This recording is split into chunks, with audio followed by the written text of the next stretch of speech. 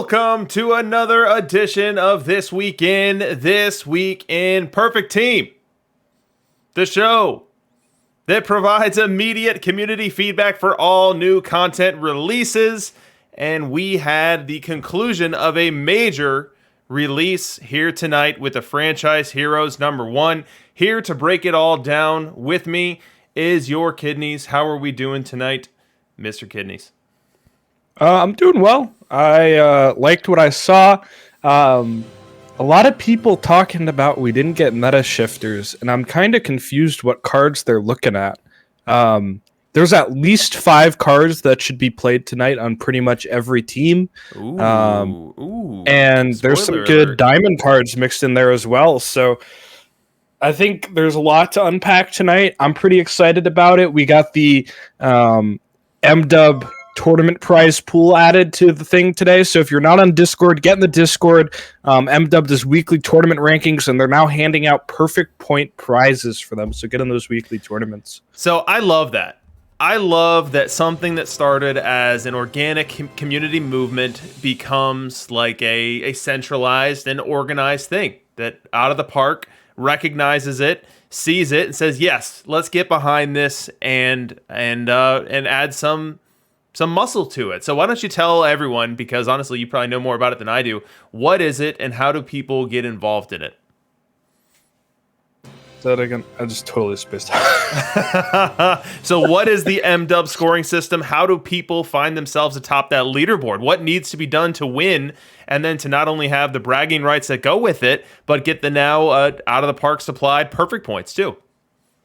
Yeah, so if you're just in the Discord, MW posts updates on this. It's been really cool. He's been doing it for a week or two now, or a few weeks now. And it's just people who are placing in the top of weekly tournaments get so many points based off the different kinds of tournaments. And so it's just the winners at the end of every week. You'll get a grand prize of 50,000 perfect points, and it scales down, I think, maybe top 8 players. It's pinned in tournaments discussion, as Dishnet says. So if you're not in the Out of the Park Discord, you should be, because that's where all the good stuff happens. So get in there, check that out, pump out those tournaments. It's just another reason to keep playing the game. And it's another avenue to bragging rights. You know, I am an unabashed bronze tourney spammer, and really little gets me out of bed or out of that line of thinking. And something like this, where you've got some bragging rights on the line, you can track your performance week over week. Like, this is absolutely a nice little incentive to get you out of the bronze tourney spam, iron tourney spam, or whatever you're spamming right now, and get you into those monthly tourneys, get you into those high-profile tourneys, and take some pride in what you're doing with it. So thank you for bringing that up, but that's not why we're here tonight, guys. Why we're here tonight, and I'm very happy to be back here. This is my first time in this chair again since, 3 weeks now? RDT did a heck of a job standing in. You did a heck of a job pretending to be a bald, unintelligible host, so kudos to both of you. But the purpose of this show is really to break down the cards and then help you guys understand where they might fit within the very complicated metas that exist, whether we're talking about main league play, whether we're talking about the low diamond tournament league play, which might be a little bit more important now. Now, Kidneys, why might the low diamond tournament meta be more important now than it was, say, 72 hours ago? Did we get it confirmed for Master Series? PTCS. Or are we talking PTCS? Yes. So PTCS is coming. Perfect Team Championship Series, if you went around last year. A big set of tournaments with big card prizes they did last year, and you got a championship belt if you win too. Those are going to be signups for those are tomorrow at 12 o'clock Eastern Standard Time. So get in those. There's a low diamond tournament coming up and a lot of really cool low diamonds tonight. Awesome. And let me call out all the lovely support we have in Saturday. Sorry. Yeah, let me call out all the great support we have in the chat here. We've got Dave H subscribing, and they've been doing so for 4 months. Legato using Amazon Prime for a free subscription. Sean Paxler, 5 months now with him. Bry Guy, 1185. Stinkins, man, there's tons of people here. Blubla, 12. Kidneys, giving a gift sub to RDT for the great work he did. So thanks to everyone for the support in the chat. It's great to be back here. Tavo 2311, I see you gifting out a couple as well. Simple Enigma. Sorry if I missed anyone else, but you guys are awesome. So let's get into what we're doing tonight. So tonight's show is going to consist of a first half where we look at the first half of the franchise heroes that Chris just went through. We'll go through them in the exact same order that he did. We didn't want to get too cute like we have in recent weeks, give you a weakest link rundown or a draft rundown. So today we're going stock and standard. We're going one right after the other. We will progress all the way up through the 100s. Our OK Boomer, OK Zoomer segment that's going to be smack dab in the middle is going to pit sports of the 90s versus esports of today. So we will see who does a better job arguing for their genre and their decade. And then what we're going to do is we're going to finish out with the card rundown of the second half. We'll go through the remaining franchise heroes, and then we will talk about the limited edition card that was released as well. But before we get into any specific cards, I just want to make sure that people are familiar with how this whole thing came together. I think that oftentimes those of us that obsess about this stuff and look at it multiple times every day, it's easy to forget that someone who might check the Discord once a week or might pop into a stream once a month, things can be somewhat complicated. So I'm glad that Chris shared this graphic again, and this really is the conclusion of this calculus you see on your screen. So the live cards, the live rewards, which you see on the far left of your screen here. This is what you get for collecting all of the live cards that you need for a given or respective team. In this case, we have the Blue Jays. Then there's the Build a Legend program, which you had to progress through and lock all of those various levels of Tony Fernandi, if you will. And then the team missions, which we got recently. You put all of those three together, and that is going to give you free access to the cards we are showing tonight. So that is how this program works, and this one is going to immediately be rolled into another buildable program. So the franchise hero card that are showed tonight that are unlocked by chaining those other cards together will now become part of a chain of its own. Franchise hero 1 will now be combined with something, which will be combined with something else, which will be combined with the team mission number 2 to get you to franchise hero number 2. Probably a good bet that the franchise hero number 2 set of cards could just be stronger than the franchise hero set number 1. So you might be very interested in doing that and playing along. Kidneys, what else would you have to add or advice you'd give to people who just are generally looking to understand the overall mission structure and how they should play it? So just real quick, missions are out, and it is 2 diamond packs as well as the franchise hero you get. So pretty big incentive to lock there. Wow. Getting those diamond packs, try and get that new Jesse Barfield SE that can be gotten in a diamond pack as your diamond reward. So that's really super exciting for me.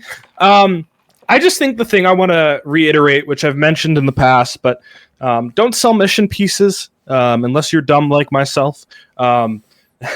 Keep them, hold them, move through the content set. It's probably going to reward you in the end. So, I think this is something good. Maybe you can pick some pieces up on cheap. Thursdays are always real hot, so look out for some cool deals tonight. And just try and, grind out the missions. If you're not like a super spender or whatever, spam tournaments, get the bunny, get the packs, and just try and work your way up. Man, 60 diamond packs coming for those that are fully prepared for the franchise hero number 1 tonight. That is a ton of diamonds to be released into the market, and maybe we do see some of those Jesse Barfields. Love the Cubs has his 60 right now. He's sharing. All right, so let's jump into the cards. And we start with Carl Crawford. And as a reminder, when you have the bald guy running the stream, I've got some fun facts for you for all the cards tonight. So let's start out with Carl Crawford. So Carl Crawford, for anyone who didn't know, was an extremely athletic multi-sport star in high school. He actually received scholarship offers to go play point guard at UCLA, not exactly an easy to get into basketball school. He was also offered scholarships to go play read option quarterback at Nebraska, USC, Oklahoma, Florida, and Tulsa. Some really big programs there as well. But most interestingly, he was not a hot commodity in baseball. So he had everyone ringing his door for basketball and for football, but baseball not so much. But his junior year, his coach said, you know what, Carl, you need to amplify your profile. You need to get on the main scene. What you need to do is you need to get yourself on a team that's going to play in tournaments with this guy over here, because this guy over here, he's a really high profile major league prospect, and there's going to be lots of scouts at his games. And if you can get to his games, then they'll see you too. And so Carl Crawford did just that. And that other prospect that he was trying to get on the same baseball diamond as was none other than Josh Beckett. So a little bit long-winded there, but I really like that story. So Carl Crawford here, what we have is we've got a platoon corner outfielder and one that's playing some really good defense. Now, the 95 position rating in left field is driven by 77 range as opposed to, say, 90 range, scaling down into the error there. So maybe we lose a little bit of excitement there. It is a low diamond card. The speed is good. I'll stop short of calling it great. And then the VR profile looks pretty attractive here for a low diamond. Kidneys, what do you think of this Carl Crawford card? It's interesting. I think Mr. RDT would probably be a better aspect of whether this plays in low diamond right now. The real question for me is this weak side is so weak. It's pretty resemblant of maybe even a silver card that I don't know if this is going to quite cut it. The defense isn't really there either. So you're looking at a one position pure versus right-handed pitching, very fast batter. Probably somebody that you'd want to put in like a leadoff position or the bottom of your order. But I'm not really convinced. It's probably not something I would be too interested in. I think there are probably better options out there for low diamond. Very good. So that's Carl Crawford. We move on and we get to Pat the Bat Burrell. Now, Pat Burrell, he attended Bellarmine College Prep High School in San Jose. He played baseball and football. And similar to Carl Crawford, he was a quarterback. He was a quarterback for the football team, and he competed against their number one rival. Their number one rival was Junipero Serra High School in San Mateo, quarterbacked by none other than Thomas Brady. You're a guy, right, kid? No, you're a Jets fan, aren't you?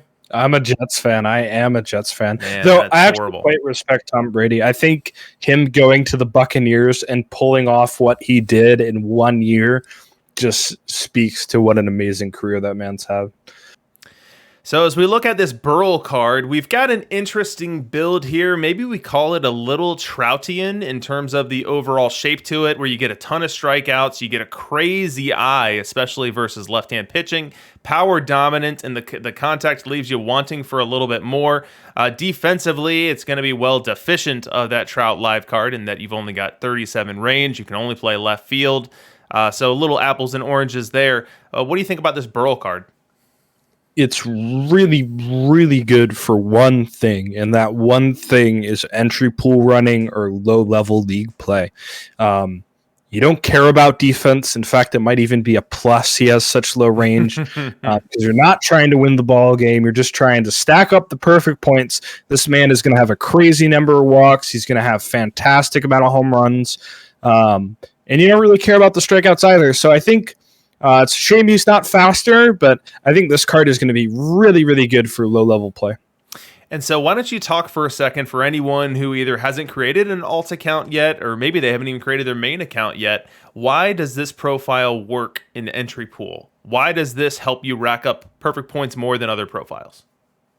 Absolutely. So what it is a high amount of pitches per plate appearance. It's a stat you can see in the game. But what that means is you wear out the opponent's pitchers. The way you make a massive amount of money in a perfect team game is when your opponent runs out of pitchers over the course of the series and they have to throw batters against you. So if you can stack a lot of hitters that have a similar profile to Pat Burrell, where they're going to be walking a lot of strikeouts, a lot of pitches, you're going to get maybe at the end, if you go a long series with somebody, you might crack their team and end up getting those batters to pitch against you, and that's when you score 20-plus runs against them. Perfect. And that right there is Pat Burrell. We move on to Alex Gordon. So what do we know about Alex Gordon? So Alex Gordon drafted in 2005. He got his first baseball card created in 2006 when Topps issued his rookie card. However, there was a problem. Only players on 25-man rosters, which he wasn't, with at least one major league game, which he didn't have, are eligible. So Topps stopped producing that card, and they even cut holes in some of the existing cards. And these rare error cards that were printed have sold for thousands on the secondary market. Here's a picture of what the card looked like unaltered, and here's a picture of what Topps did with it once they recognized their error and tried to take some of them out of circulation. So what do you think of this Alex Gordon card, which brings you a mountain of left field defense here with a 115 position rating? Yeah, it's really interesting. The high defense, especially the top story. I think it's so funny now. They kind of intentionally misprint cards just for the rarity, and then they'll fix their error and misprint something else, right? But it's a cool card. I know a lot of Royals fans who absolutely love Alex Gordon. I think he was an awesome, fantastic player. Some of the best defense in left field we've ever seen in the game. And certainly the card shows that. But his bat is just so weak. And left field is not a prime defensive position. It's probably not going to make up the difference. But overall, I think it's just a really cool card. Yeah, I think it is a really cool card, and I like that the position rating really reflects what reality was. Like, he was an average third baseman, and then I think he went down to the minors, came back a left fielder, and then stacked up a bunch of gold gloves out there. So it's fun how your memory stacks up and aligns with what you have with regards to a card rating here. I do think that the bat overall leaves a bit to be desired here, and to your point, left field is normally not where we're trying to maximize out our glove here, but who knows? Maybe someone can weaponize a defensive build, and Alex Gordon can be part of it. We move on from Alex Gordon, and we go to Wally Joyner. What do we know about Wally Joyner? So Wally Joyner, he credits a stint in the Puerto Rican Baseball League as instrumental in his development. His batting coach at the time, guy by the name of Jose Manuel Morales, forced him to do weight training and adopt a modified batting posture at the plate, which ended up being the posture that we all recognize as Wally Joyner's stance now, which led to him winning the Triple Crown immediately in the Puerto Rico Winter League, and then subsequently making the All-Star team in Major League Baseball when he debuted that following season as a rookie, making the All-Star team as a first baseman, which is no small task. So as we look at this card here, we've got great defense again at first base, great defense for a first baseman, I should say. And then from a bat perspective, we're looking at a strict platoon bat here. Now, is it good enough? We've got contact well less than 100, avoid Ks well less than 100, but both of them on the high end here. Decent eye. We're scaling down to the power. Do you like this Wally Joyner? Not really too big of a fan. I think the team mission John Kruk we got just does his job a little bit better as that right-handed hitting lefty first baseman. So while not necessarily a terrible low diamond card, I think John Kruk's going to come out on top. Just a little bit better contact stats as a first baseman. I like Drunken Superman's fun fact in the chat here. Wall-E is the best Pixar movie, which I think is about Wally Joyner. Not sure. We'll have to double check that. We'll have to double check that. All right, we move on from Wally Joyner. We go to Derek Lee. I should have my Go Cubs Go ready to rock here, although that would probably give us our whatever the strike is. Our second DMCA strike, yes. Yeah, because you rickrolled us giving us our first strike. And so I'd hate to get our second strike on Go Cubs Go, but maybe it would be worth it. So fun fact on Derek Lee. So in September of 2006, his then 3-year-old daughter was diagnosed with Leber's congenital amaurosis. I'm sure I mispronounced that. A rare genetic disease resulting in the loss of vision. And similarly impacted was Boston Celtics CEO. And together, the two of them established Project 3000, which was a fundraising effort to fight the disease and raise funds for the overall cause.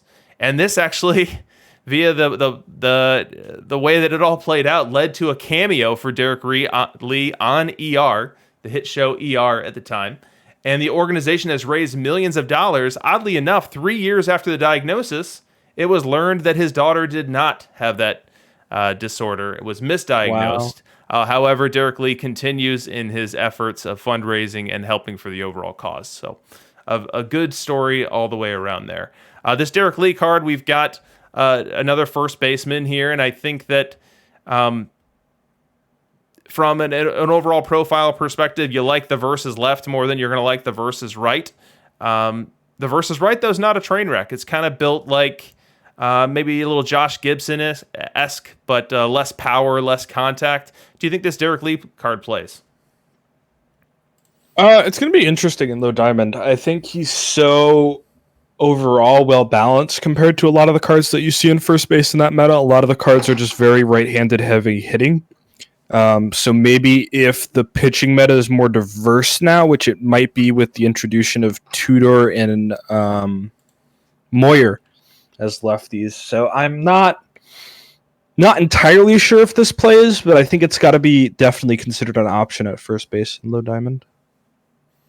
And so just to clarify for the chat, is Inside Out a Pixar movie? If Inside Out is Pixar, then that is the best Pixar movie, just to clarify. I'm pretty sure it's Pixar, yeah. Yep, Disney Pixar. Okay, so we can put that argument to bed. Wally, sorry. I think Yuka's got another movie she's standing for. We got Dogberry arguing for Cars 2, but Inside Out Cars 2. Oh, I can't make that joke on stream. Cars 2 is great. Yeah, I'll tell you what else is great is Cars Land at Disneyland. That's fantastic. If you haven't ever been to Disneyland. Been to Disney. Sag. All right, moving on. We've got Dave Parker. And Dave Parker, another defensive card, at least high on the defensive ratings here. But what we've noticed so far in a lot of these cards is just that they're coming with lower range and higher error and arm, making up that position rating. A fun little fact about Dave Parker is he actually grew up in Cincinnati near Crosley Field, and he learned to play the game of baseball in the stadium's parking lots. He was also a football player, but ended up deciding that baseball was for him after he suffered a knee injury his senior year of high school.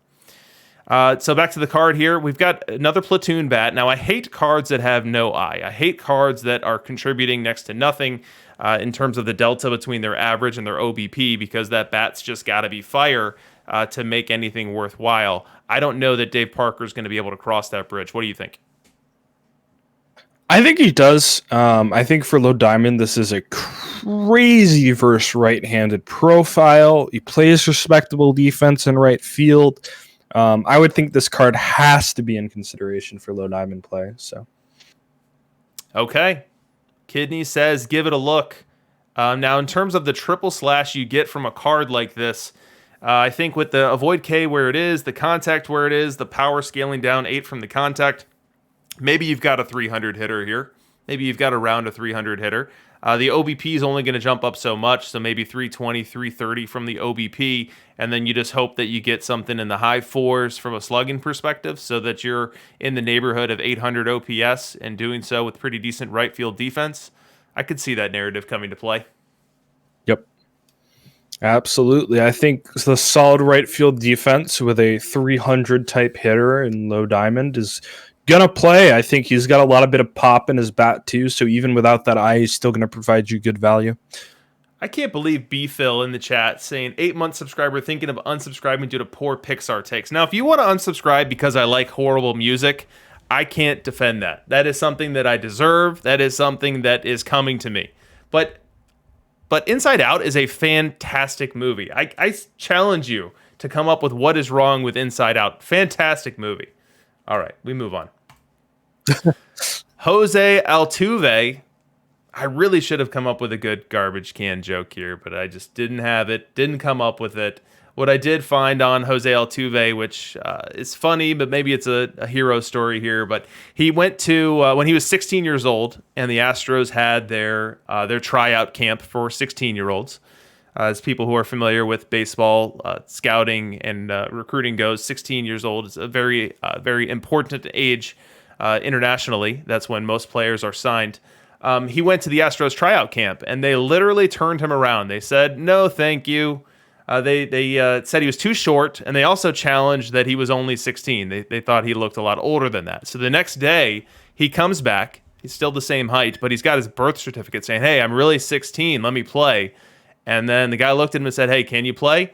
And he said, "Watch me." And the rest is history. Does the tryout, gets signed, and then goes on to be Astros legend. And make your own punchline joke for the garbage can here. But as far as this card is concerned, we've got low diamond, and we're in the middle infield.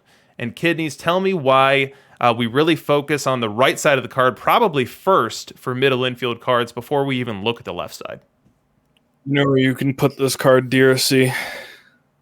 Uh-oh. In the trash. Oh, that was too telegraphed. We all knew where that was going.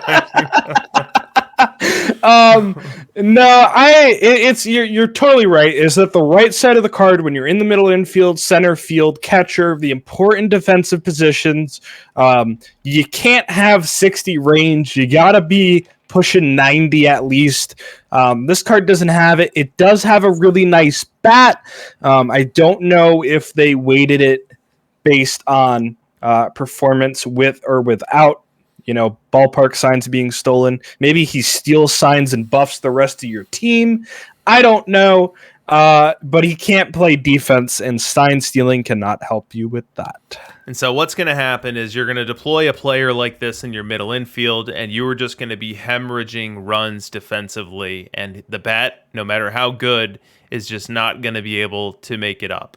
And so with Altuve, nice looking bat here. Because it doesn't have positional flexibility, the utility is really low. Let's say this card in an alternate universe, Altuve played shortstop and third base as well. Let's say this card had similar defense at all three positions. Maybe then, in kind of a Tony Fernandez-esque way, you say, okay, it's not middle infield grade defense, but because I can put it all over the diamond and have it be a super sub, maybe I accept it and I go along with it. But that is not this card's reality, and therefore its fate does lie in the garbage can. First Barfield has been pulled, confirmed by none other than Dishnet. All right, we move on to Joe Mauer. Joe Mauer. What do we have on Joe Mauer? So heading into the 2001 Major League Baseball draft, all the buzz was Mark Prior, a generationally perfect pitcher, or Joe Mauer, a franchise cornerstone catcher. Now the Twins, they had the 1.1 pick. They had the first pick in the draft. They got to decide which of those two players was going to be taken. And the Cubs, my lovely Cubs, we were batting second, seeing who would fall to us, with it being an all but a certainty that whoever fell would go to the Cubs. Now, there were signability considerations as well. Mauer was going to be available for less money than Pryor was, and the Twins, a small market team at the time, still a small market team, there were some that thought that they would go the cheap route and go with Mauer because of that signability and because he was a local kid. Now, with some critical reaction, they did go that route, as the card art here would indicate. The Twins did take Joe Mauer, and the Cubs took Mark Prior. The rest is history there.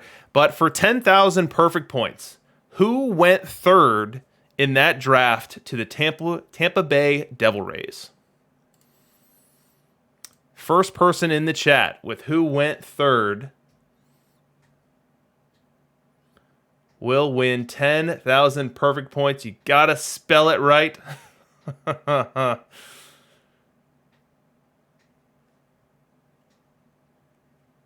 All right, I think we go Thought Cereal because he clearly had it, even though he missed an O there. DeJuan Brazelton is the correct answer. Thought Cereal first with it. TF Llama coming in second. So Thought Cereal, congratulations, you're the winner of our first scavenger hunt of the show. Go ahead and DM me your username, and then we'll get you those 10,000 perfect points by morning. And it's unfortunate that the Twins took Mauer and put Pryor onto the Cubs. Although I think Pryor, if he was taken care of, if Dusty Baker didn't run him into the ground, I think Pryor could have had an entirely different story for him. But enough about Mark Pryor. Let's talk about Joe Mauer, and let's talk about a low diamond catcher card that has a 100 catcher rating. Woohoo! Catcher defense for the win, right?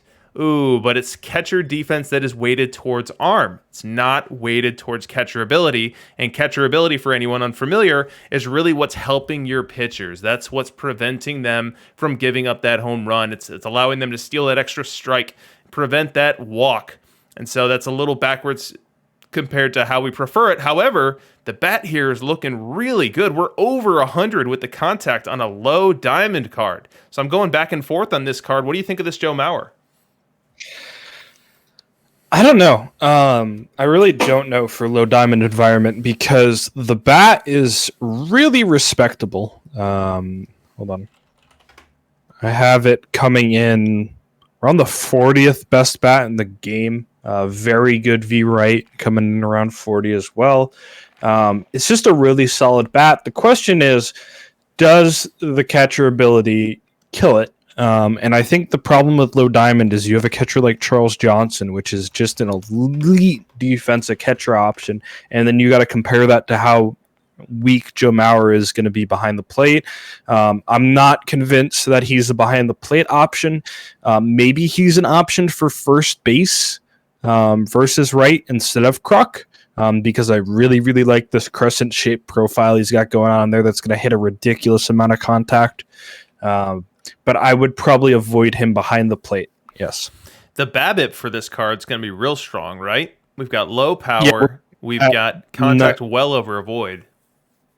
Yeah, we're looking at like 93, 94 BABIP right here on this card, which is fantastic. Baby. That's some BABIP for you. Would you go as far as to call this card meta, or are you concerned about that catcher defense?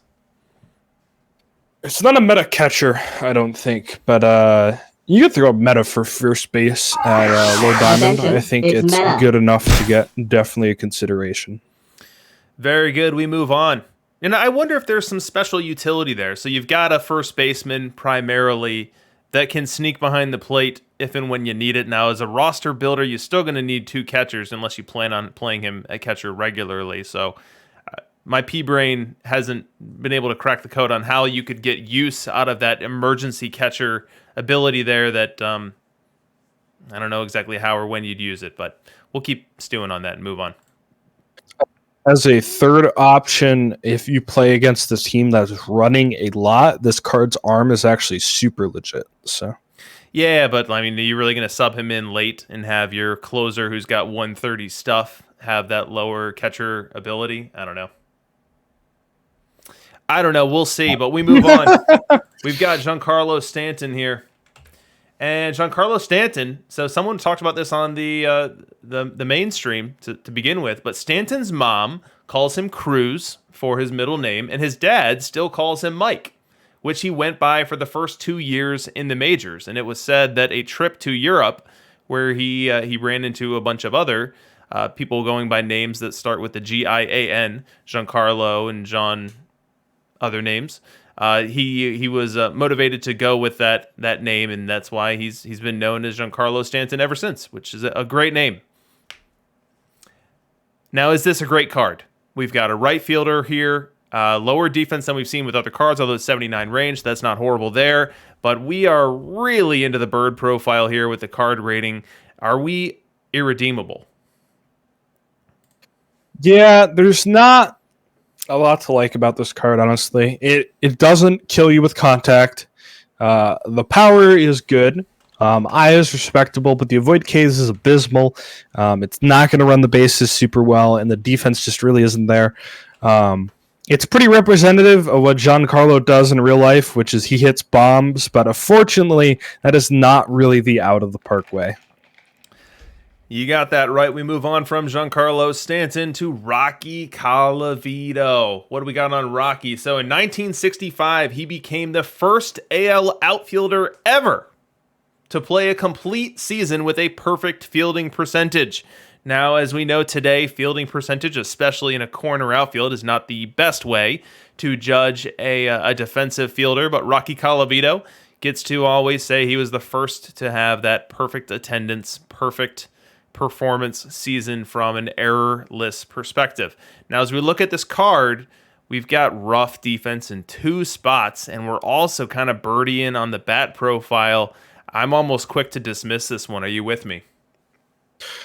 I'm with you. I think it's a little bit better than the last one, but not a whole lot. And then the defense is so bad. I mean, first base is decently competitive in Low Diamond, as we've already seen a few options tonight that are around there, and we talked about Kruk. So I'm not sold on this card. There was a really nice Rocky Colavito card in Perfect Team 20, but sadly this does not live up to that. We move on. We've got Brian Fuentes. Has to be RDT's favorite. I'm sad that he's not on the stream because he'd be able to pick this one out. But Brian Fuentes, he made 3 straight All-Star games for the Rockies as their closer. I was very surprised to hear that because I didn't remember the 3 year stretch where Fuentes was fire out of the bullpen there for the Rockies. But he did ultimately lose the job in 2007 after blowing a crushing 4 saves in a span of 8 days. Now, for 10,000 perfect points, who did he lose the closer job to? This is a tough one. You're going to have to reach deep. We're talking Rockies closers. Not a long line of people that are all that recognizable.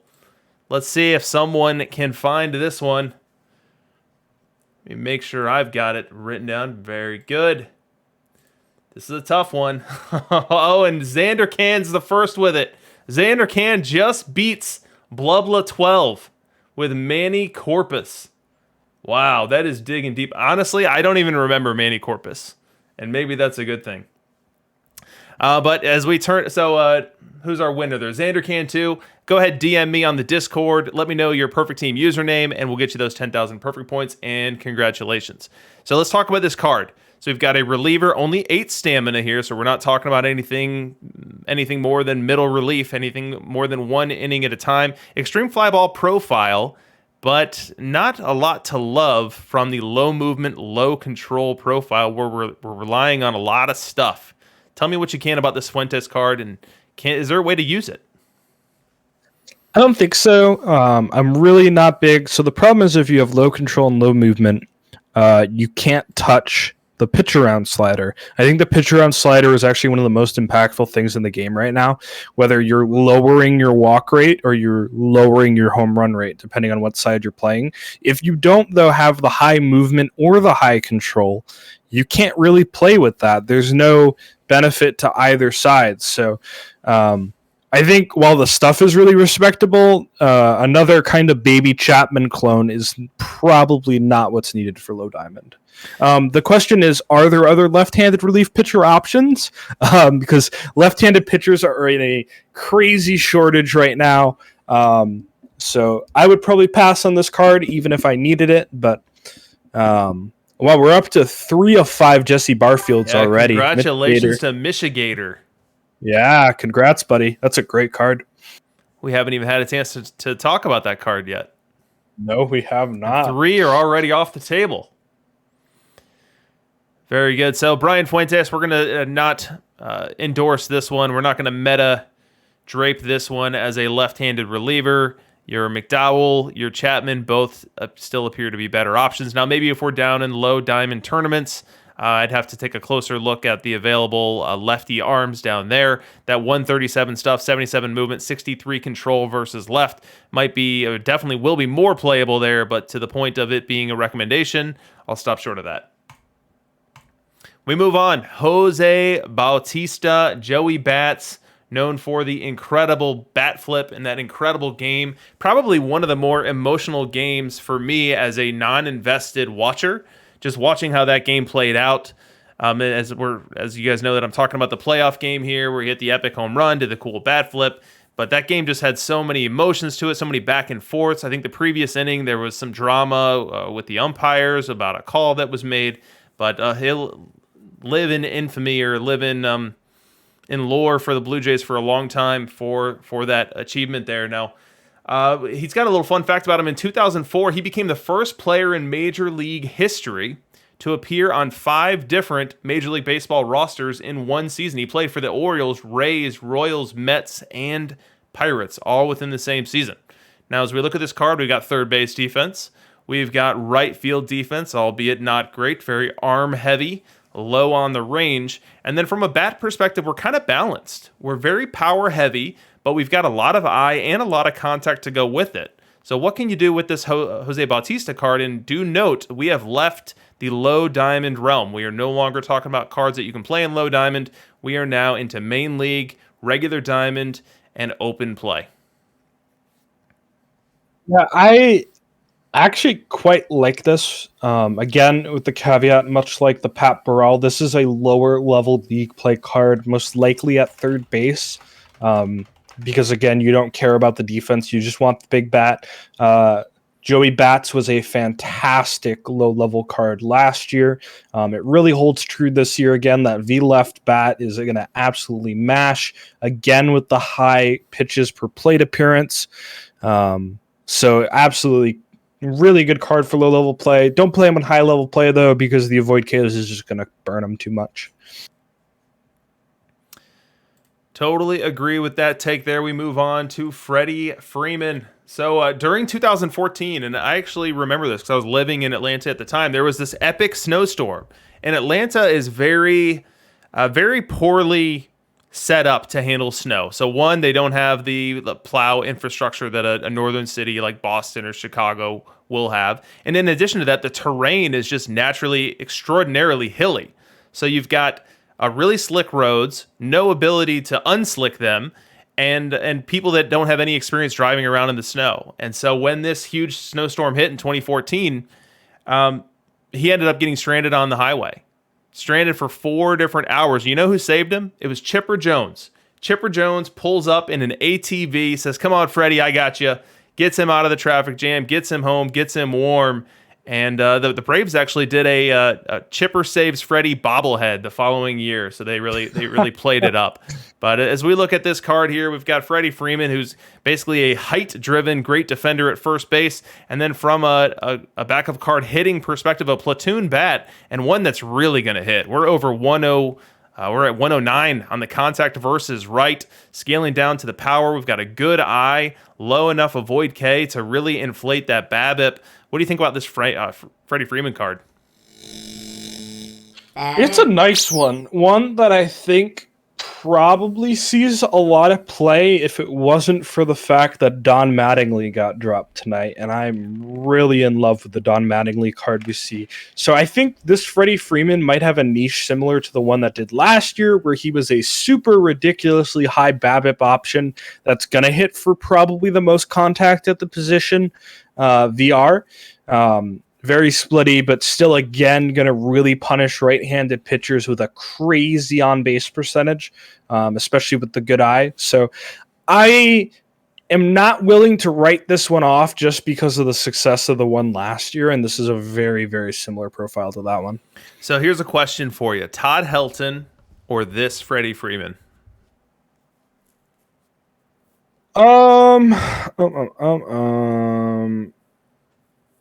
I am double checking.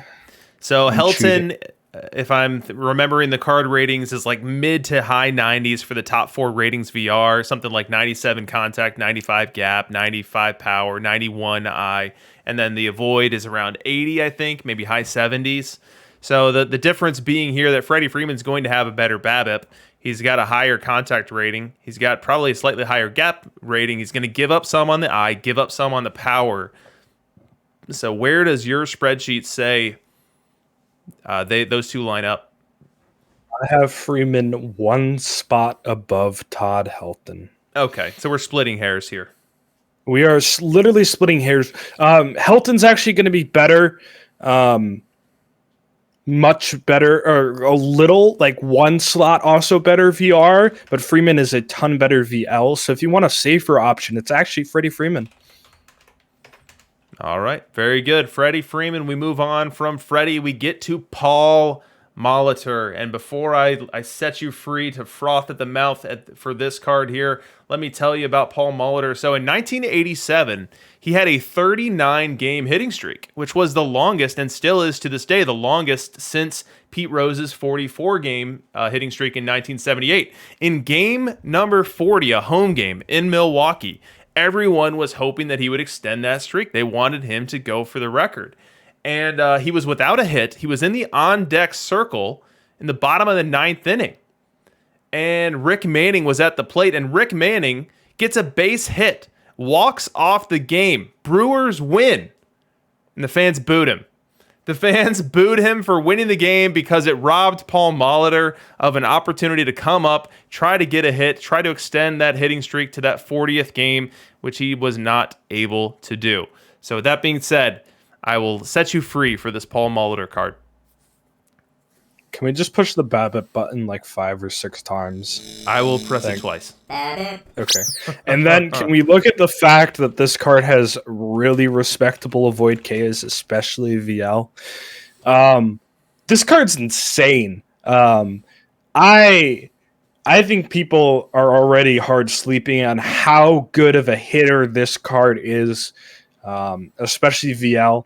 I think it's even close between him and the Keminetti we got later tonight. We're gonna talk about later VL, and then the V right is still so good.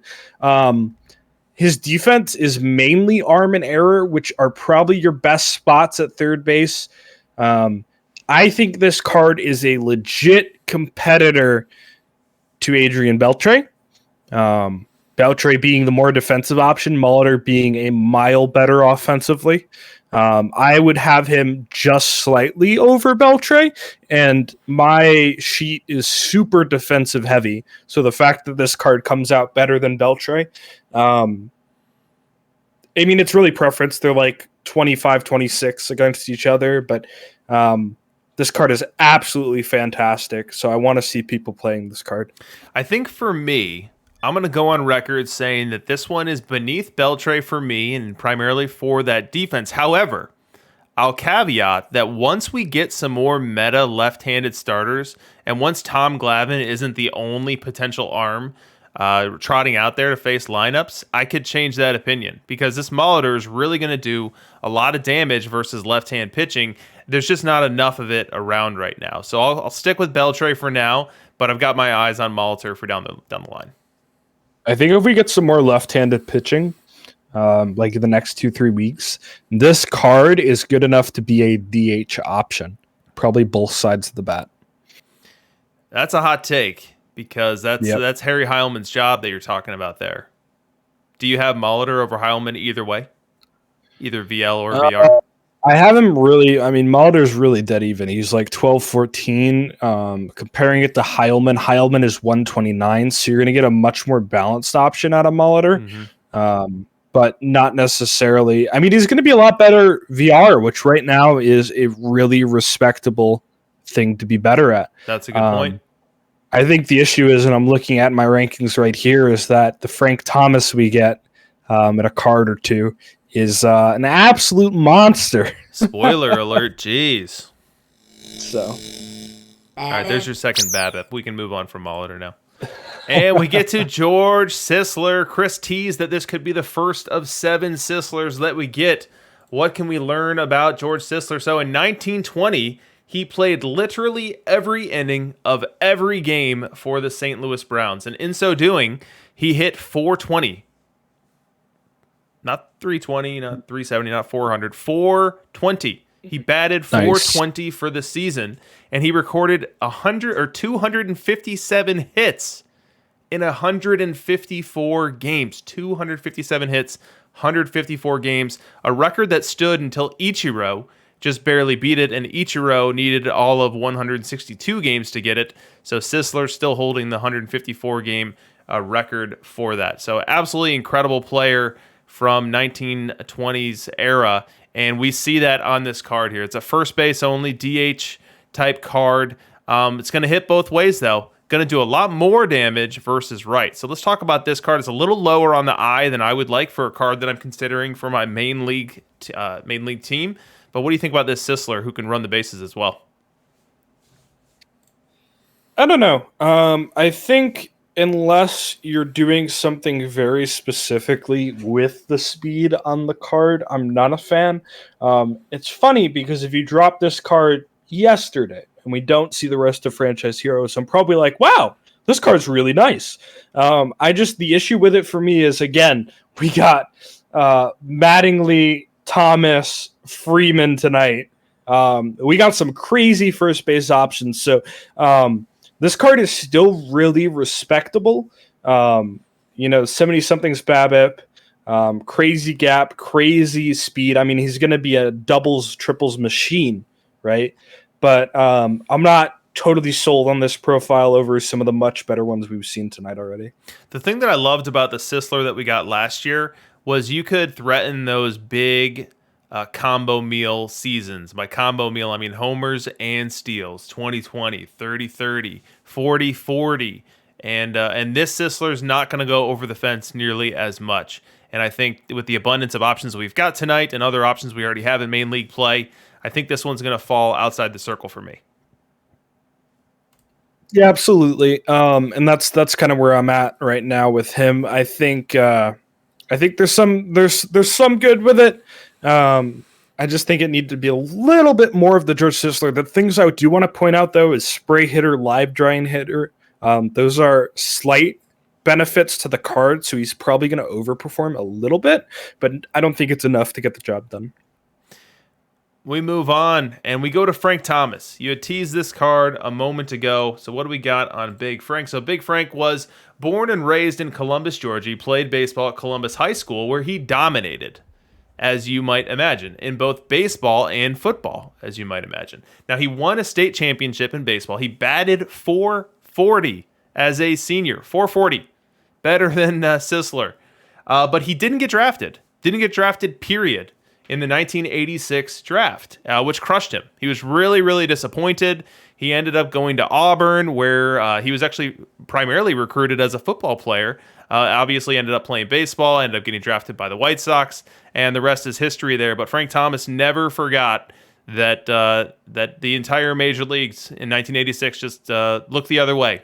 Did not draft him, and that was kind of a bone to pick for him his entire life. Now let's talk about this card. So this card VL is just unconscionable. So we'll put that on pause for a second. But what do you think about the totality of the card with the VR profile considered as well? I have this man coming out as what is he? Hold on. My push to talk button's really funky today, trying to get it fixed so it like freezes my computer when I push it. I have him as the number 6 best bat in the game right now. I agree with Mr. Penguin. I don't know how this card is a diamond, let alone a 95. It's got to be the lack of padding elsewhere because he doesn't have much else elsewhere, but man, can this card hit. Absolutely nuts. Attention, it's meta. Probably the DH of choice right now, especially VL. Everybody's talking about Bagwell. I think this card is just a better hitter than Bagwell. Obviously, Bagwell fields better, but this card is really, really good, and I would expect to see him on a lot of top teams. So I think you teased a moment ago when you were talking about Heilman that you had him at number 1 VL, Heilman. Now, is Thomas taking that over? Is Thomas number 2? Where does he rank up in there? Thomas is number 4. So the others are Heilman 1, Bagwell 2, and then Diamond Heilman is 3. However, none of them come close to what Frank Thomas does VR, which is number 17. So most of the other ones are like in the 30 to 50 range. And with the meta currently being that you're going to face 90+%, 95% plus right-handed starting pitchers, that VR balance there can't be understated in terms of how valuable it is. All right, we move on, and it's time to play the music that Kidneys has never heard. Let's get a little dance going. Show me more love here, Kidneys. What's that shirt you're rocking today? Is that Red Sox? It is actually no. It is my baseball shirt from when I played baseball. Oh wow, incredible! Mm-hmm. All right, so okay, Boomer, okay, Zoomer. This is everyone's favorite game show, and it's the game show where I stand up for the classics of the 90s and compare them to the garbage of today. And Kidneys tries to yell that I'm old and over the hill and past, and my stuff is bad and his stuff is good. So today, the topic is sports versus esports. Now, Kidneys, you will be arguing on behalf of esports. I will be arguing on behalf of traditional sports. Do you want to go first or second? I always say I want to go second, so let's go first. Oh, okay. Let me drop a little beat for you. Go for it. So, I see chat's already flaming me constantly. Meme Lord points out, yes, Jensen is on the picture. I didn't pick the picture. You're all playing an esport, whether you know it or not. This is a competitive video game simulator. You guys are putting your money, your sweat, your blood, your tears into an electronic competitive video game. That is an esport, whether it's based on traditional sports or not. Esports is crazy rising right now in demographic viewership. It's wide reaching across all sorts of ridiculous different genres of game. But there's something crazy for everyone. Even if you're an old school guy like DRC, you can go watch chess is now a major esport, and all sorts of things like that.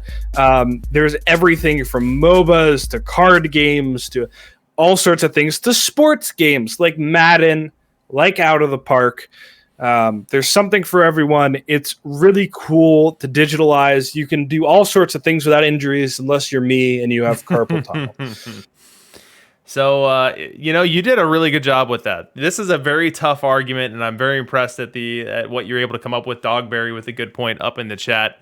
But let's just be real here for a second, guys. Like, real sports is an escape.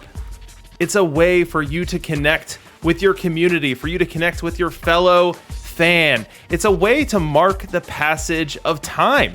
I mean, how weird was it in the pandemic not having a baseball season and having all the other sports interfered with as well? Like, there is a cadence to it. There is a flow to it. There is almost this harmony and this beautiful music that is made melodiously each year as we follow each of our sports through to watching our team crash and burn or succeed as far as they do, and then watching the highest level play determine who the actual champion is. Like, esports are great. I love computer games myself. There's a place for it for sure, but in terms of it ever competing with real sports and the glory of going to Wrigley Field in the 90s, you got to be kidding me. So I will bring up that esports actually sells out soccer stadiums for final events with a completely full crowd pre-pandemic. Even some of the biggest stadiums in China have been completely sold out by League of Legends. So Korea especially is absolutely huge on esports. I just think it's really cool. It's evolving. Maybe it's not your thing. Maybe you prefer the traditionalness of sports. But even, especially in the pandemic you brought up, esports blossomed. Out of the Park blossomed because it's always accessible. Anybody can do it. Anybody can watch it at any time. It's totally free. That's what Twitch is so great for. So I think it's really cool, whether you're into it or not. I think there's a total legitimacy to it. And so me personally, I think I watch more esports than real sports. I just absolutely love, especially if I play a video game, seeing the highest level of play at the video game. I'm also going to shout out Super, because if you guys don't know Super, who Time plays to this vote, game, guys. Sorry, I opened the poll quickly. You got about 15 seconds to vote here. Yeah, Super is actually a pro player for Rainbow Six Siege, which is one of my favorite games. So just a lot of really cool things, and anybody can do it, right? Ooh, and the votes are coming in. We've got about 10 seconds left, and it's neck and neck right now. DRC and Kitty's exactly at 50-50. Oh, no! No! It finishes as 22-21. You did the impossible. Down goes Frazier. Down goes Frazier. Look at that. A 22-21 victory. Congratulations to you, Kidneys. I am shocked, but I should not have given you praise in between after you went first, and then I had a chance to rebut there. That was a big mistake. We'll definitely regret that, but congrats to you and your esports. Shout out Mr. Thought Cereal in the chat. I love your name, by the way. Can we get some gamers rise up in the chat? Thank you. That is OK Boomer, OK Zoomer, a stunning defeat for DRC. Now I want to lose some sleep over that one. That one's going to be tough to get over. How did I sell people playing a baseball game on esports?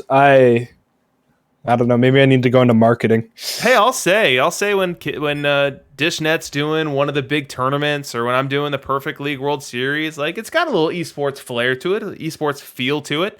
You know, people are watching, people are invested in who's coming out on top. Like, it feels esportsy. Absolutely. I think Out of the Park Esports is super cool. I love that they've been promoting it a lot. So I'm excited for PTCS. I'm excited to see Dish host more Masters series. All sorts of really cool stuff coming up this year in that area. Also, you cast an esport. You cast the Perfect League World Series, my man. Oh, yeah, and that's coming up on Sunday. Do not miss it. The first Perfect League World Series of PT22. Who will be our champion? It's a small 24-team Perfect League this week, so tight-knit circle of combatants. I haven't checked the standings lately, but it will be very interesting to see who takes down that first trophy of PT22. All right, so we leave OK Boomer, OK Zoomer. We get back to business, and our first order of business is this Justin Upton card. Quick little fun fact on Upton. He received his first call-up at the green age of 19. Made the majors at 19. And the circumstances upon which he was brought up was the everyday right fielder, Carlos Quentin, suffered an injury. Now let's talk about this card here. We've got some defensive versatility, which we haven't had on the majority of cards we've seen tonight. We've got good defense in both corners. That stops short of calling it great, especially given that we're talking about a high diamond card here, not a low one. Now the bat profile leaves a lot to be desired. We've got that ugly, almost live card like Avoid K here. The contact is not high. The power is. We are absolutely in Birdsville here. Can you say something nice about Justin Upton? I think he was very fun to watch as a player in real life and not a fake baseball card. That is something nice. That was very nice. Wow. I'm almost surprised. But yeah. Yeah, so this is not the card for you guys. This is not the one that's going to put you over the top. This is not the one to target if you've got limited budget and you're trying to figure out which of these franchise heroes you're going to unlock. I just don't really see a place for this one within the meta here, and Justin Upton is still playing. Yep. All right, we move on. Fernando Valenzuela. So, fun little fact about Fernando Valenzuela. We all know Fernando Mania. That was when he took the world by storm in 1980, his rookie year. And I think he had like a .5 ERA or something through his first 10 starts. It was absolutely insane. But it was kicked off a little earlier than expected. Not a lot of people remember this. 24 hours before opening day, the staff ace was injured and had to miss their start. Now, who was that staff ace? It was Jerry Royce, a perfect team card that a lot of people are looking for right now. So let's talk about Fernando Valenzuela. We've got a lefty starter. It's stuff dominant in terms of the overall profile here. The movement leaves a bit to be desired, especially for a high diamond card. We've got a lot of cards that kind of look like this, and I think are better than this. What do you think? Yeah, I mean, this card is not a 94, so right away, Mark Langston is just straight up a better card. And that's all we need to say about Fernando Valenzuela. Don Mattingly next. Don Mattingly. So he accepted a scholarship to play baseball at Indiana State University. But his dad went around telling teams, hey, listen, do not draft my son. He will not sign for any team that drafts him. He's committed to Indiana State. He's going to go play there. So even though he was a well sought after prospect, no one drafted him until the 19th round. And the Yankees took him. And apparently there was some disagreement between Don and his father because Don Mattingly did not want to go to college. So he signed with the Yankees. They get an incredible deal in the 19th round of the draft and have Donnie Baseball and his legacy in pinstripes because of it. So, Kidneys, tell me about this first base card that you've been teasing all night long. I can't get enough of it. The V-Right profile is absolutely filthy. We're pushing 100 in contact and avoid Ks, the best places to be pushing your highest numbers at. He's got okay power, okay gap, okay eye, good defense for first base. Don't even care about the V left right now because it's irrelevant. It's Royce and Glavin and then nobody. This card is going to absolutely destroy right-handed pitching. A very needed left-handed first baseman. That's not Todd Helton's, not Freddie Freeman. This card absolutely slaps. So we're going to hit this with a meta. Attention, And let's talk it's about meta. how and in which ways this will be different from your Helton experience. So this card's going to make a ton more contact than Helton. Helton is down at high 70s, low 80s on the avoid K. Now Helton is going to walk more. But good things are going to happen when Mattingly puts the ball in play because he's got that lower power, which is going to elevate the overall BABIP of the profile here. And so we're probably looking at 20, 30, 40 points on the batting average between Don Mattingly and Helton, which is going to more than make up the delta that Helton's going to bring you with that OBP driven by the additional I there. So I will get behind Don Mattingly and endorse that. Over Helton at least a different type of production. So I still like both cards. I think that Mattingly likely will be a feather or two better, but Mattingly definitely a card to take notice of, and it's a diamond card here, not a perfect card like Helton. Yeah, this card is absolutely fantastic. You're gonna play him over Helton. I think he also plays over Freeman just because his extra base hit mentality is better. Probably the weakest part of the card is the base running, but just overall, really good card. I would definitely probably pick him over Freeman personally, just because I really like the guys that make all the contact. Hey, Kidneys, Brother Blues just set you up for your favorite question. Check it out in the chat, read it to the crowd, and explain it. Just point out higher BABIP due to lower home runs as a positive. That's a good question. So, yes, hitting a home run, super valuable. But, you look at a profile like this, right? This is a contact machine. I think home runs are, really overrated overall. I think you chain hits together and you just out-hit your opponent, and that's how you win the game. I guess I'm old-fashioned now because I'm not with the long chain goal revolution of the Zoomer days. But no, I think him not having 100+ power does benefit the cards hitting overall, yes. Yeah, and I think you also need to keep in mind that contact from a plate appearance to plate appearance perspective is a frequently occurring event. They walk up there, the strikeout rate, whether it's 15% or 25%, that's going to have a massive impact on all of the plate appearances that are had there. And home runs are, even for the best home run hitters in the game, a very rare occurrence. So if the best home run hitters, and I don't know what the current going rate is, but in last year's PT21 Perfect League, we had our best home run hitters right in that 3.5% territory there. We're still talking about very rare instances here. So if Mattingly at 87 here compared to someone who's at, say, 95, if he loses shaves a couple points off that home run percent, but makes up a ton in that strikeout percent and has good things happening because of that inflated BABIP when that contact is happening, the overall production portfolio or profile is going to be well better. We move on.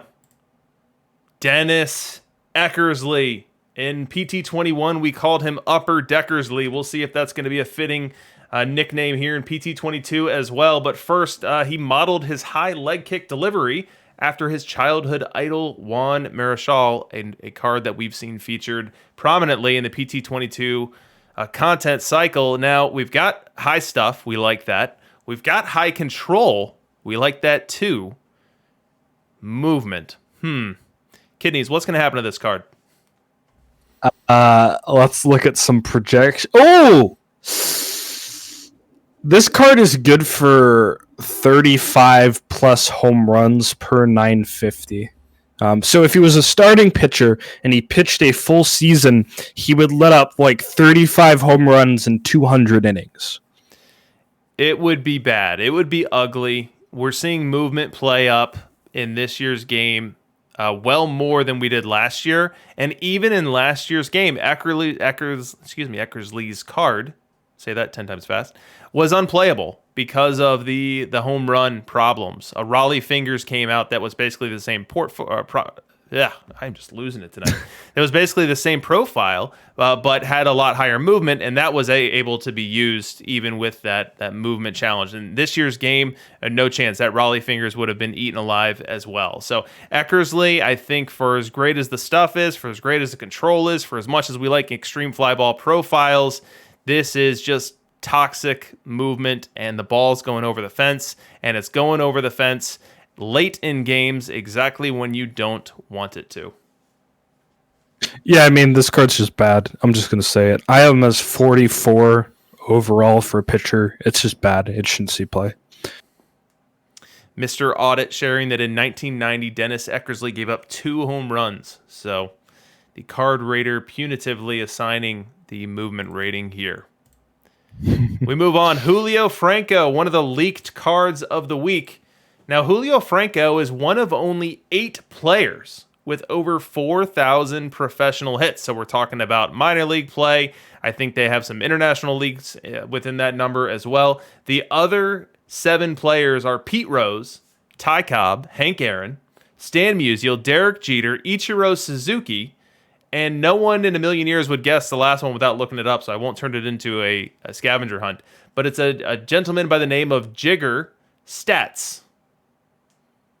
So those are the 8 players in professional baseball history that have over 4,000 professional hits. Julio Franco is in that community as well. And now this card here, it's a shortstop card. We've got shortstop defense, we've got second base, we've got some first base here. We got a decent base running profile. We've got a nice shape to the overall hitting ratings here where we're scaling down from contact. But I struggle to figure out where I'm going to put this card.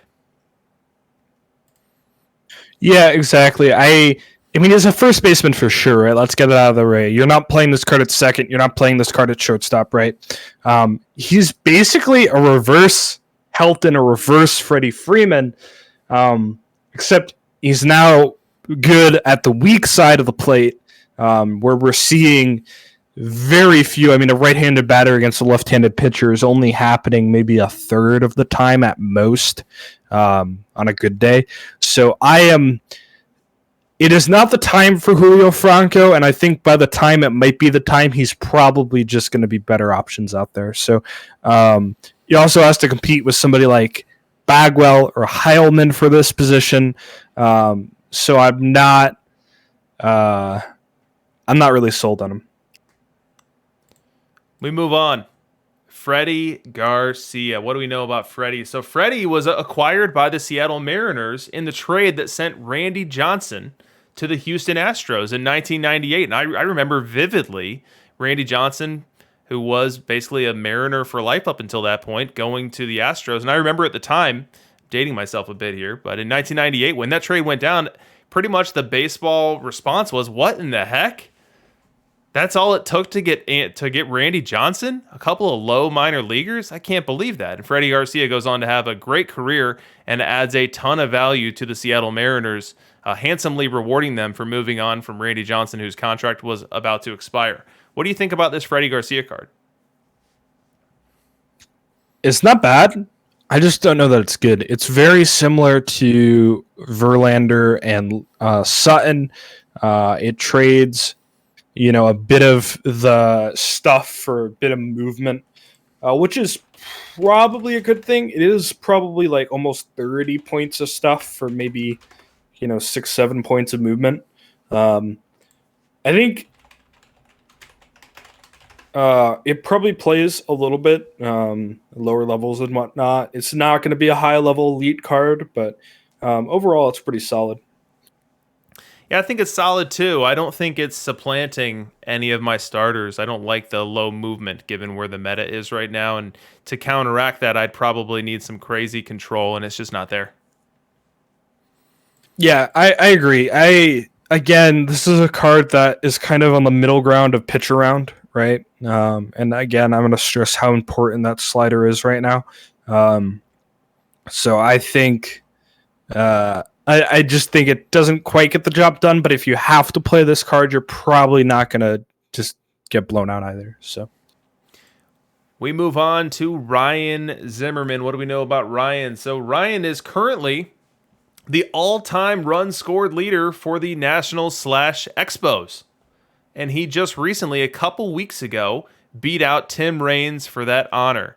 So Ryan Zimmerman, Mr. National, working his way up those franchise leaderboards and taking on an honor that I'm not sure who's going to pass him. Maybe Juan Soto in 20 years. But this Ryan Zimmerman card's interesting because we've got some really good third base defense. We've got some first base defense that's not bad as well. Now, from a bat perspective, the left looks real nice. The right looks maybe passable. Given the current meta, I think that's too many plate appearances of a strong side pitcher matchup there, with only 92 contact at the top really being the calling card there. But tell me if I'm wrong. So I actually think this card plays if we don't get Caminetti tonight. I think you platoon him and ideally Boggs at third base, right? Because it's a really respectable defensive card. The VL bat is super good. I mean, it's just better version of the Julio Franco card we just saw. And so I think this card's really good. I think Caminetti's just a bit better for the VL third base role, which again is pretty specific, but I think it'll see play eventually with how one-sided Boggs is. So I think this card is good. It's just a shame it came out tonight. Here's a simple sanity check here. Ryan Zimmerman versus Wright versus Adrian Beltre versus Wright. How close is that? I'm going to guess not close. I don't think it's close. I think Beltre probably has 15 points of Avoid K on him, and it's a pretty similar bat otherwise. So Yep. All right, so that's Ryan Zimmerman. Next, we have got Howard Johnson. So, surprisingly, Howard Johnson was drafted 12th overall in the draft, but he was drafted as a pitcher. But he very quickly transitioned to an infielder and immediately displayed power. So this Howard Johnson card, we've got some blue, which blue ratings are always fun to look at here, but my eyes can't be drawn away from the defensive side here, and I don't see where I'm putting this Hojo card out defensively, and I know I'm not playing it at DH.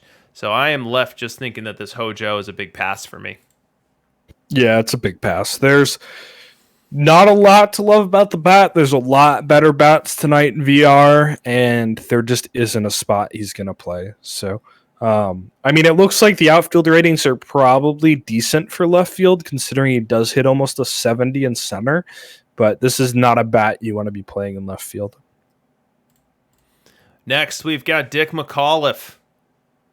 What do we know about Mr. McAuliffe? So after his playing career, Dick owned a business that repaired and installed coin-operated washers and dryers. I don't know why I honed in on that as being the fun fact tonight, but I did, and you guys are stuck listening to it. Now, as we look at this card here, we've got some good defense, 100 at second base, which is in the realm of cards that are being played right now. And it's actually got a contact profile that mirrors some of those cards that we do see played, like a Dave Bancroft. But I think the sum of the parts here just leaves me wanting more, either from the hit side or from the defense side. And because it's not there, I don't think it's going to dent the meta. No, this might be the worst card tonight. Wow, kidneys off the top rope. It's a big fat bird. It's very splitty, and it's not quite good enough to be elite defense anywhere it wants to play. Because the arm is so low, I don't think it cuts it at third either. Caprine Assassin's pointing out, 67 contact VL, not getting the job done. So. Yeah, Penguin in the chat asking if it's worse than Altuve. I think Altuve has the benefit of being a low diamond card, so we're talking about a different meta in terms of where that might fit in, but I won't speak for you, kidneys. No, it's worse than Altuve. No question. Altuve at least is BABIP. This does not. I'll get you a little BABIP hit for that. All right, let's move on. Willie McCovey. Now, Willie McCovey, Bob Gibson, maybe you've heard of him. He called Willie McCovey the scariest hitter in baseball, and he ended up with 231 home runs at Candlestick Park. And anyone with an appreciation for baseball history knows that hitting home runs in Candlestick Park was no easy feat. Willie McCovey retired with the most home runs in Candlestick of any player all time. Now, this is our first card that's really popping with the power. We're up at 120 here. We've got a left-handed bat, and we know that the meta is full of right-handed pitchers. So can this Birdian profile power through and be something that we prioritize using? I don't think so. I think Helton's probably better than this, and Mattingly and Freeman and the whole crazy amount of left-handed first baseman we have right now. So McCovey's probably the bottom of my list if I had to sort them. I think it's respectable if like you're building a max home run ballpark and you want to hit for power. It's probably your VL first baseman, but I think that's like a very super niche scenario that doesn't see a lot of play, right? And that's Willie McCovey. We move on to Jim Rice. Now, Jim Rice has some pretty unique things that you can say about him. And these sound like stats that, if you twist a stat enough ways, you can say, okay, this guy's the only one who's done it. But when you think about the pantheon of baseball and all the players who played it, these definitely caught my attention, and I have an appreciation. So he's the only player in Major League Baseball history to lead a league in home runs, RBIs, at the same time that they led in triples. So legging out extra bases. He's also the only player ever to record over 200 hits and 39 or more home runs for a period of 3 consecutive seasons. So Jim Rice doing some pretty unprecedented stuff for the Red Sox. Now, as we look at this card here, we see we've got some avoid K problems. We've got a power dominant profile. We've got a left field glove that leaves a lot to be desired and absolutely nothing on the base paths. So what can you say about Jim Rice? What happened to his triples there? Because I'm looking at a fat 4 speed. I don't know where they went. They went somewhere, and that's certainly not helping this card. I mean, it is definitely a respectable VL, but left field is such a prime bat position between Rose and Reigns right now. Not going to cut it for me. I think it's not a terrible card. I just don't think it's good enough given the current meta. And no Dogberry. So speed is actually more correlative to triples than I believe any other stat, because it's how often you're trying to leg out the double into a triple. So I believe speed is the most important thing if you want a triples hitter. After, gap and speed, right? But yeah. So that is Jim Rice. We close the book on him. We move to Lou Brock. I will not be referencing the Cubs trade that landed Lou Brock with the Cardinals and netted the Cubs nothing. I won't be saying anything about it, so don't ask. But did you know that Lou Brock did not play organized baseball until his junior year of high school? And it was said that he learned much about the sport from listening to radio broadcasts for the St. Louis Cardinals. And this is not a trivia question. This is not worth 10,000 perfect points. This is just for kidneys. Kidneys, in that era, do you know who the St. Louis broadcaster would have been? In what year? Long time ago. Long time ago for St. Louis? This is really an extension of OK Boomer, OK Zoomer, or a punishment for you beating me. Take one look at the chat and you've got it. It was Harry Carey. It's Harry Carey. Okay, I know the name Harry Carey. He casted for the Cardinals. Yeah, Harry Carey, definitely best known for his broadcasting run with the Chicago Cubs, but he was absolutely a Cardinals broadcaster for an extended period of time as well. So getting back to the card here, Lou Brock, the stolen base king until Ricky Henderson comes around. This one comes in a little light on the base running acumen. I was surprised to see it sub 90 in both speed and stealing. We've got the 100 base running there, but I was expecting not a cool Papa Bell profile, but I was expecting something north of 100 for each of these to go with this card. What did you think of Lou Brock? I really don't like him. He's not like the top tier of Steelers. He doesn't play defense. It's kind of funny, a guy so fast but doesn't have any range, right? He's not great at reading balls, and then really splitty. Gonna have good BABIP, but that's kind of it. So maybe he makes somewhere as a contact hitter, but again, we're looking at a corner outfield, which is a really prime position for hitters right now, and I don't see any reason to play this card over Reigns. Also, Walnut showing up late when the Brewers got, in my opinion, like the best card tonight. How dare you? Yeah, Walnut. He asked us to start over. I wish I could put in the is it Bugs Bunny that's the no gif? Yeah, it's Bugs Bunny. Okay. That's one of my favorite gifs. Yeah. All right, we move on from Lou Brock. We go to Ken Caminiti. Heck of a ball player. He was a Gold Glove winner at third base for each of the 3 seasons, 1995, 1996, 1997. He was also the unanimous MVP in 1996. He's currently still the Padres' all-time leader in slugging and OPS. Maybe Fernando Tatis Jr. is going to have something to say about that before it's all said and done. What do you think about this switch hitter who can play a little bit of defense at third base? I mean, the defense is like more than respectable, and third base, isn't like super prime for that. So I think it's really good that he punches out there too. It's just a VL bat, man. Look how absurd that versus left bat is, right? It's crazy, right? He's rocking 116 contact with respectable stats everywhere else. The V right bat is not even that bad. It's almost Beltre comparable. He's a switch hitter, so he's going to get the benefit of the doubt both sides, a little bit of those splits. So I think this card is fantastic. Yeah, I'd played over Beltre. He's right up there with Molitor. This is probably your platoon option with Boggs if we're talking super end game. This is a really good card. Yeah, I'm curious. I don't like the VR profile that much more than I like the Beltre profile. I think Beltre has better defense as well. Now, Ken Caminiti facing right-handed pitchers is going to be a left-handed hitter.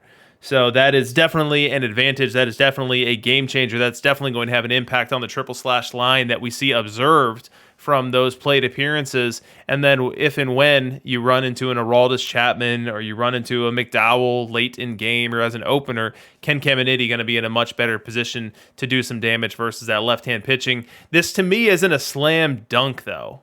It doesn't feel like a slam dunk. So I definitely want to catch some data to really push me in a given direction here. I'm not going to be surprised if he and Beltre are really similar in terms of observed statistics and overall value when you combine the defensive data and the overall offensive data. So here is the stats for you. Third base defense, Beltre is going to be about a run per season better. Mm-hmm. Not very much, right?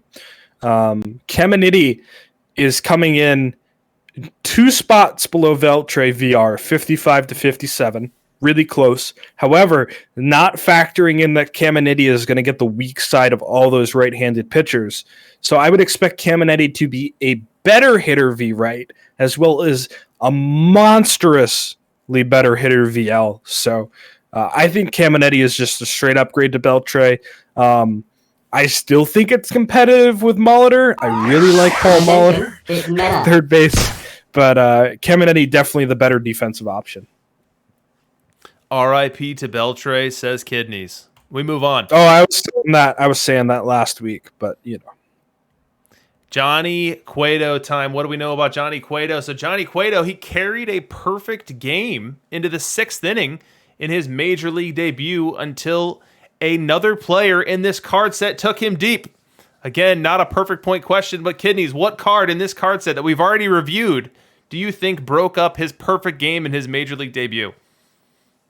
You said that you liked this player earlier. He debuted at age 19. Age 19? Oh, I said I liked him. That was Upton. You got it. Justin Upton takes Johnny Cueto deep in his major league debut and broke up the perfect game that his coach probably wouldn't have let him do anyway, because I'm sure pitch count would have come into play. But anyways, what do you think of this Cueto card? So from my perspective, it's interesting. It's interesting in that we don't have meta cards built like this. This to me is like a bastardized version of the Satchel Paige card. So where we're going high stuff, medium movement, low control, and we're just trading. So we're trading a lot of the stuff for the control that Satchel Paige is missing. The movement's right around that same territory. So the efficacy, I mean, who knows? It could even be better than Satchel Paige. I know you're not the biggest Satchel Paige fan in the world, but all the meta pitchers that we have right now, your Wainwright, your Cy Young, your Robin Roberts, no one is really shaped or very similar to this Cueto right now, at least at a first glance. What do you think? So there is a comparison that I like a lot, and it's actually Bill Campbell. Bill Campbell is very similar, little less control, a lot more stuff, but Bill Campbell is by far the best closing pitcher in the game right now. I think this card is really good. Definitely better than Satchel Paige. Probably somewhere around Mike Mussina, Robin Roberts for me. I'm really high on Robin Roberts right now, so that's why I'm saying he's around Mike Mussina. But somewhere around Mike Mussina is where this card's going to play. I think it's really respectable.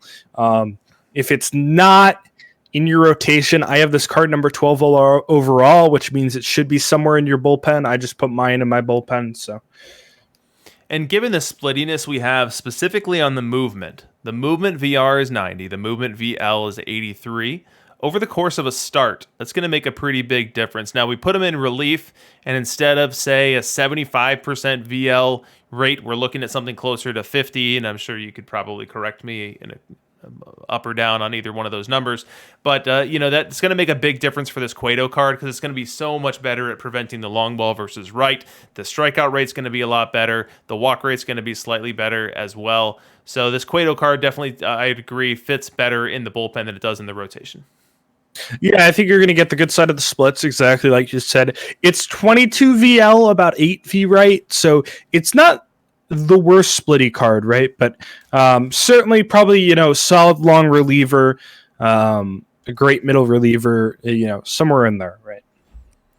All right, so that's Johnny Cueto, and we finish things up with Jesse Barfield, a limited edition card that is bringing a boatload of defense, a meta level of defense. Is this better than Chicken?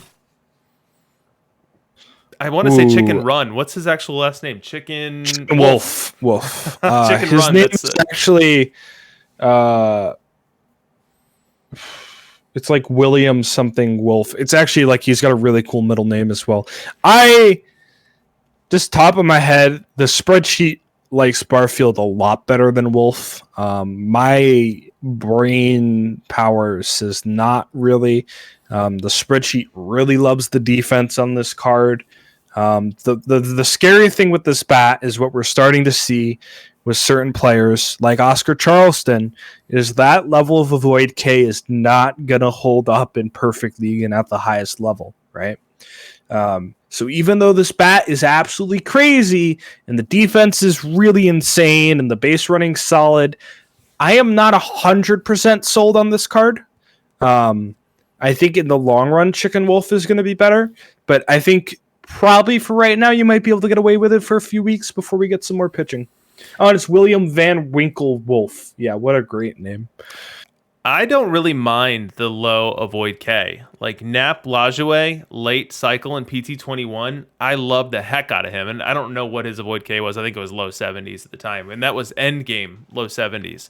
But to make that work, you're going to need the rest of the card to be working for you. And we're in a world right now where you're facing all right-handed pitchers.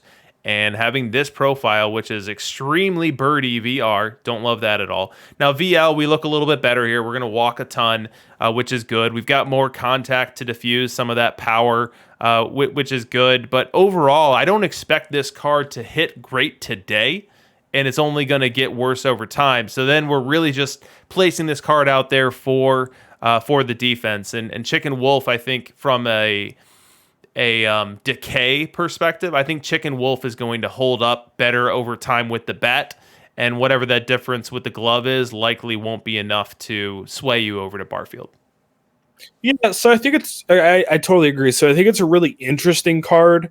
I'm not convinced it's meta. The stats from Perfect League for Oscar Charleston are not great right now. And How dare you? the profile, no, really, like he's hitting like 250 right now overall. Who cares? Who cares about batting average? Me. Oh, Get on base, buddy. Yeah, on base percentage matters. And I mean, Oscar's not the Charleston greatest doesn't walker walk. in the world. Charleston does not walk. We're talking about a Gold Glove center fielder, of which you don't have another option right now. Yes, you do. You have the option I'm playing. Ned Hanlon, Chet Lemon, baby. get out of here. Chet Lemon's better in righty cheese than Oscar Charleston. Do not listen to this joker. I'm serious. I've been playing Chet Lemon for quite some time. He's really good. Ned Hanlon, I also think, might actually come out on top of Oscar sometime soon. I love Ned Hanlon. Really good card. So, all right. Well, that is Jesse Barfield. Oh, and Jesse Barfield closes out our this week in Perfect Team multimedia moment. Now, the thing with Jesse Barfield, and I'll move the video here for a second, is that he had an absolute cannon with his arm, and wasn't like Sammy Sosa with a cannon where you had no idea where it was going to go. It could fly over the catcher's head. It could 3-hop to him. It could be on a strike. Jesse Barfield was deadly accurate with his arm, whether he was throwing to second base, stopping people from doubles. He was throwing to third base, getting the guy going from first to third, getting the tagging runner trying to score. And I grabbed one of those so that I could share that with you guys. Why don't you check this out? Uh-oh. No, he didn't get that. To right field. You're right, Scooter. Barfield's got a beat on it, and he's got it. Davis tags. Look at Here this. comes the throw, and Holy cow, what a throw! Unbelievable. I want to Barfield. Rocket. 300. Absolute Jesse rocket. does it again. And you might say, oh, well, that's probably the best throw that Barfield ever had. DRC is just cherry picking one. Like, honestly, go to YouTube. Go to YouTube. Check out this Mattingly one. I wonder if I can just single click this. No, I can't. You can find 5 or 6 other throws from Barfield that are equally as impressive. Just an absolutely incredible player. So check it out. All right, that's the set, guys. That is the set. And I think that there's probably more heat in here than most people are giving credit to. You know, we talked to a number of different cards, many of them first basemen, as to their potential placement within the meta. Todd Helton had a bad night tonight because his position probably already on shaky ground. It seems to have been disrupted here. We've got a couple of big right-handed bats that are trying to force their way in as well. What's your overall take from this content set? And then we'll talk more about the overall collection. I really like tonight. I think there's a lot of really good choices for the title franchise hero. I think there's a lot of really cool, unique cards. We saw a lot of first basemen, which I think is something we needed. I don't know. I'm pretty satisfied with tonight. I know a lot of people are hemming and hawing that Build a Legend is, a better set than Franchise Heroes was, and to me, it doesn't really matter. I mean, this is the first time they're doing something this big on this grand a scale, and this is just phase 1, right? We got phase 2 coming up. After that comes phase 3. Exclamation mark ticket in the chat for the giveaway, by the way. And then, I think this is a really good kickoff, and a lot of cards that are really playable or really close to playable right now. So I think Chris did a really good job. And I think we got a ton of first base. So if there was one criticism, it's no surprise that a lot of franchise heroes, a lot of franchise legends played first base and put up a lot of wins above replacement, a lot of production, because that's what first basemen do. But yeah, I think that's going to be the nuance coming out of this stream is how do I find a way to shoehorn some of these guys onto the team, or which guys do I have to begrudgingly leave on the reserves because I don't have them. Now, I think many people, the majority of people, don't have all of these completed. So they don't unlock Frank Thomas and whatever the runner-up is for VL bat that you want to sneak into your lineup. They're not unlocking both and then having to ice one of them, but rather maybe they can reasonably obtain one, and the other one's gonna have to stay out there as a long-term goal, and that's going to give everyone an opportunity to play some of these cards. And I think the overall intent, and I don't know this is just me projecting here, but I think the overall intent could be that, it is a very difficult and challenging collection set. And if you want to do something like a theme team, you can really hone in. Maybe you want to run that Marlins theme team, and so you work your way up the Build a Legend, you work your way up the team missions, and now the franchise hero, and you get your Giancarlo Stanton, and you do something with it. Like, who knows? But I think overall, the progression-oriented collection series, the stackability of it, I am in favor of all of that, and I think that it's been great. And to me, having all of these interconnected collection series, it has been really cool, and it's a welcome departure from last year, which was more often than not like, this week we'll talk about Gold Glove guys, and next week we'll talk about players that played with Johnny Bench, or whatever the unique content releases were. I think having all of these releases have a purpose and be building and progressionary has definitely been a maturation of the overall content plan, and a welcome one. I think that if there was a little vitriol in the chat tonight, it probably is mostly linked to the fact that the 100 Build a Legends, which you're locking for these in many places, are better cards than the franchise hero that you are obtaining with that lock.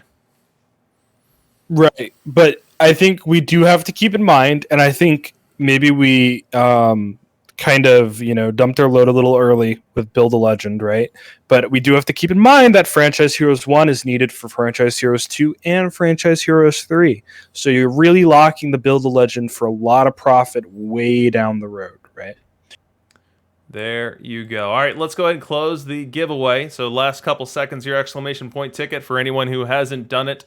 And we'll go ahead and close that down and pick a winner. So the winner is going to get 10,000 perfect points. The way you'll redeem that is by DMing me on Discord with your perfect team username. And our winner is Sean Sull 10. Congratulations to you, Sean Sull 10.